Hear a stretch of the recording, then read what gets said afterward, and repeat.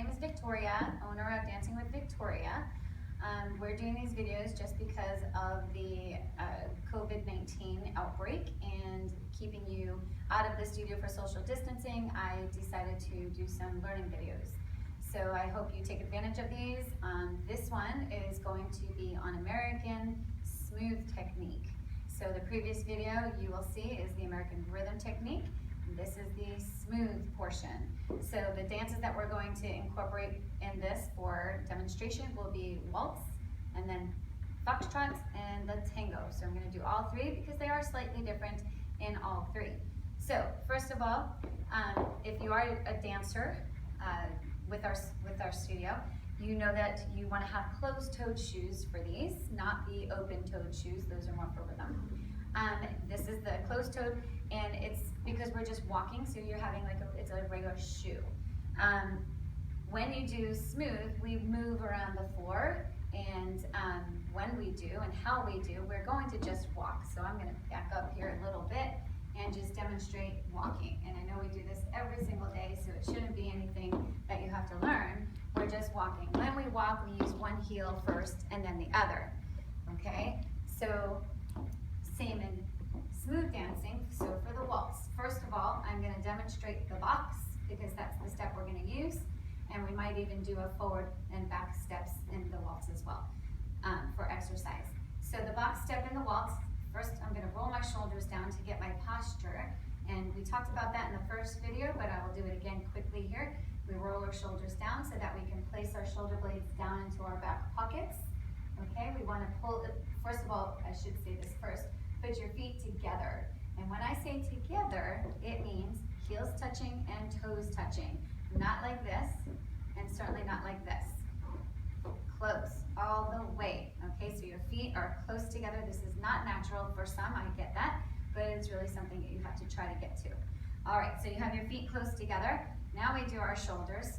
Pull everything in. You're going to rotate your booty underneath so that you're lifting up through the spine, through your belly button. Sorry, my son is making me laugh. So you're going to lift up through your center, okay, so that you have everything in place. So your spine is in line. Also, the top of your head, you would like to have that feeling of it being lifted up towards the ceiling. And the one other thing too is you want to make sure your neck is back as if you had a collared shirt on. So put your neck all the way back, but that does not mean to raise your chin. You want to make sure your chin is level, like it's sitting on a shelf. And that's how you have that nice posture, okay? So really think about pulling it all in. You want to have soft knees. Make sure your knees are slightly bent. Not completely bent, but slightly bent. All right, in the waltz, the box step first, I'm going to demonstrate, and I'll turn around this side, my bad. We're going to start this side, left foot, this is the leader's part. He steps with his left foot forward, right foot to the side. We close our feet all the way together, that is. We switch feet, we go back on the right side to the left, and we close all the way again. So it's a box step counting 1, 2, 3, is that? 4, 5, 6. 1, 2, 3, 4, 5, 6. If you notice, when I do this box step, after I take my forward step, I'm going to go directly out to that corner with the right foot there. And then I close that foot over. And I go back, and now I'm going to take my left foot and take it right out to that corner there, and then I close. We do not want to go forward, swipe it in, and then out to the side, or even on the back half, no. So make sure you're just going 1, 2, 3, 4, 5, 6. That is the gentleman's part, leader's part. So followers or ladies' part is back on the right foot, back, then side, close, left foot forward, side, close. I'll do it one more time, back, side, close, forward, side, close. So that's your box step. Now to add technique into it, before we go really crazy, what I want you to try is doing this little exercise, going down into your knees a little further than just a cushion. So a little further down, and then you're going to rise up, way up onto those toes so that you're lifting those heels up all the way off the floor, like so. And I'm doing it and I'm flying. I'm going to put my arms up. So I go down, and I come all the way up. Oops. And I go down, and I come all the way back up, and down, and up, and down, and up.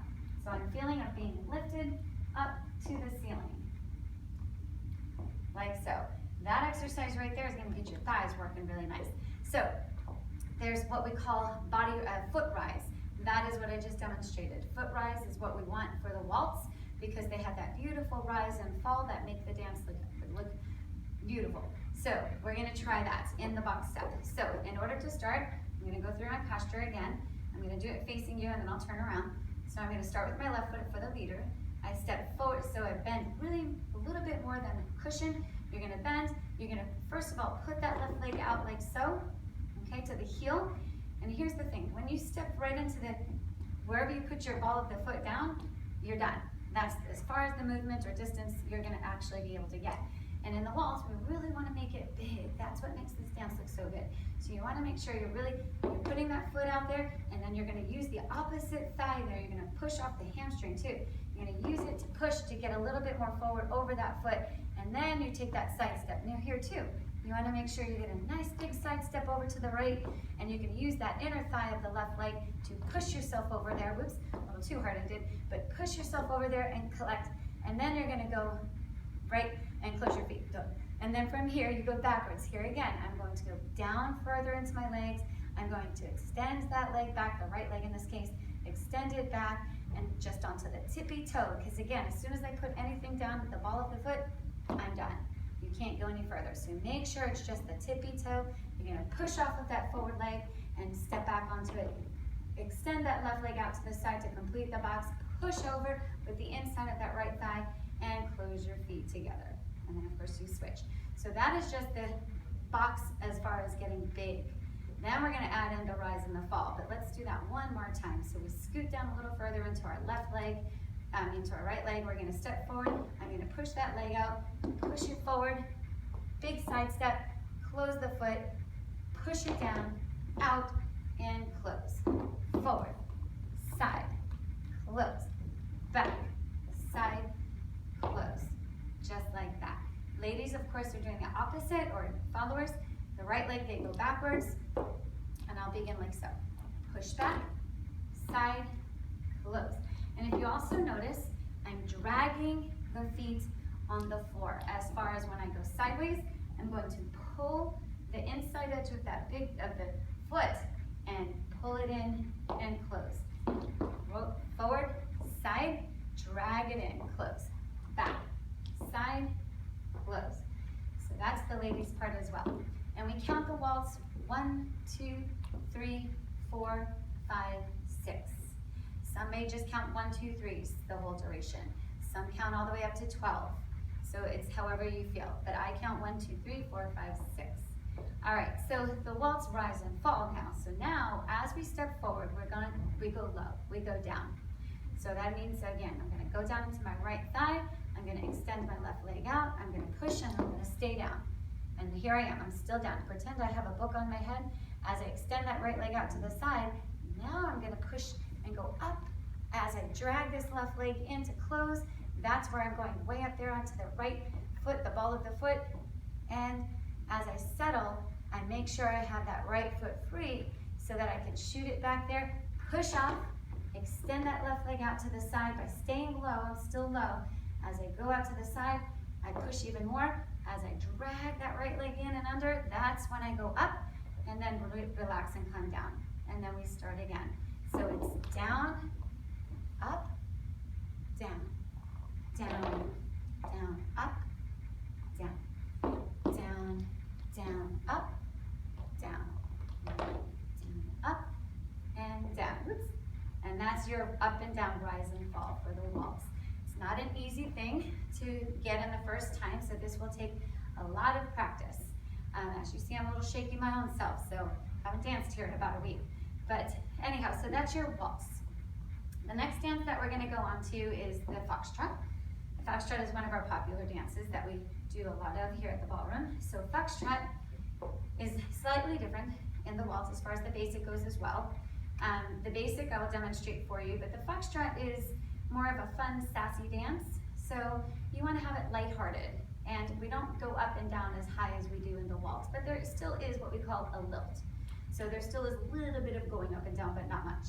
So the basic step, I'm going to do it this way first, demonstrate it side views. For the leader's part, gentleman's part, roll the arms down, of course, make sure you have that nice posture. Relax the knees slightly, less than the waltz. So you take 2 steps forward, starting with this left foot first, going slow, and then I'm gonna pass through on slow, and then I'm gonna take a side and a close. So that's your basic Foxtrot step. I'll do it one more time. So I start here, I go forward, forward, side, close. So that's your basic. For the ladies or the followers part, we go backwards, of course, right foot. We start back, back left, and then we go to the right and we close. I'll do that one more time. Let's do that. We have right foot back, left foot back, side, and close. Good. Now, before we talk about the lilt that I mentioned, there is brushing. Brushing is very important in this dance. Brushing means when you're standing here, you want to make sure your feet pass each other's as you go. So if I'm doing the leader's part with my left foot, as I take my first step forward, I'm going to make sure this right leg comes under, collects weight right here. As it moves forward, I collect here before I go to the side and close. Every single pattern in Foxtrot, you want to make sure you brush your feet. So again, step forward, brush, step side, close. And I'll do that with timing. So timing in Foxtrot, slow, slow, quick, quick. As slow as 2 beats and a quick is 1. So I counted here, first 2 steps, slow, slow, quick, quick. Slow, slow, quick, quick. Not sure if you saw that second one there from the video. So make sure you're always bringing your feet underneath you so that you can be balanced and stable before you move on to the next step. Not pattern, but step. So that's your technique there. As far as the lilt goes, it's a normal walking steps, 2 steps forward, keeping that book on your head. Slow, slow. But then we do a little bit of an up-down by stepping when we step out to the side. So I'm literally pushing off just a little bit up and over with that right foot. I'll do that little side step again. I'm pushing up and then stepping down. And then I switch weight and ready to go forward again, or of course into another pattern. So the lilt is where it's not a full body rise like in the waltz, but it's just a foot rise. And foot rise just means we go into a little bit of cushion in our knees, and then we push up just to the balls of your feet. You don't have to go way up high like we do in the waltz. So again, I'll demonstrate the girls' part, which I have not yet. Right foot goes backwards. Obviously, when we step back, it's just stepping on the ball of the foot, and then I collect, up, down. Back, back, up, down. So it's just a little bit of a lilt, but it gives it that little sassy look when you're dancing it with music especially. So that is your Foxtrot, and then the technique for Tango, the last dance. And this is one of my favorite dances actually, but not a lot of people like it. Not sure why, but it may be because it's a little challenging. So I'm gonna help you learn it a little bit clearer. So the Tango is a dance where you are always down into your knees. You never come up, you stay low, and you keep that book on your head. And you're gonna just stay here like so. I'm gonna do the basic going this way, okay? I'll demonstrate the basic footwork. Slightly different than Foxtrot, but it looks similar. So we're going to do 3 steps forward and then side together. So it goes opposite than Foxtrot. So it's 1, 2, 3, side, close. And I say close or together, but close in this case, don't change feet because we need to use that left leg again. So again, Tango basic, the leader's part. Left, right, left, side, close. Keep it free, and then repeat forward 3 steps. When we do the close, you want to make sure you're dragging that leg. So you want to use the inner thigh to help pull your legs together. You also want to use your muscles. That's what dancing is too. You want to use your muscles that you haven't really used maybe. So pull that leg in and hold and squeeze. And then you repeat going forward again. Now there's a staccato action that we do in this dance. Staccato, it means it's sharp, okay? So in Tango, we don't just walk like Foxtrot because we want the 2 dances to look different. So we want to stay low, okay? And it's almost like you're creeping up after your prey, as if I was a cat and I'm going into mouse or something. So I want to stay low, and I'm going to creep up, and I'm going to really push with my back leg there. I'm going to push off to step forward into that left leg. So I take it just like in the waltz. I extend it, I push, and I push, and then side and drag, and then we repeat, okay? And so I'll do it one more time, and I'll do the ladies part after. So I'm low, stay low the whole time. I push, and I push, and side, close. And the timing for tango, I failed to mention, is slow, slow, quick, quick, slow. So I'll count. That's 8 beats if you counted it out. So here's the tango for that, the timing for tango. Slow, slow, quick, quick, slow. And notice that drag is 2 beats there. It's a slow. Ladies part, going backwards or followers part. And I stay low into both knees. And I push off of the left leg, going back, push, push, push, side, close, drag it, and then I would repeat with the right leg. So I'll do that one more time. Back, oops, back, back, side, drag. And if I do it with rhythm, timing, slow, slow, slow, side, drag. Quick, quick, slow. I'm gonna do it one more time. A little distraction. Slow, slow, quick, quick, slow. All right, and again, try to keep everything in and underneath you, shoulders rolled down. So, and your feet, of course, in tango, they should be completely straight, just like in the waltz and also in the foxtrot.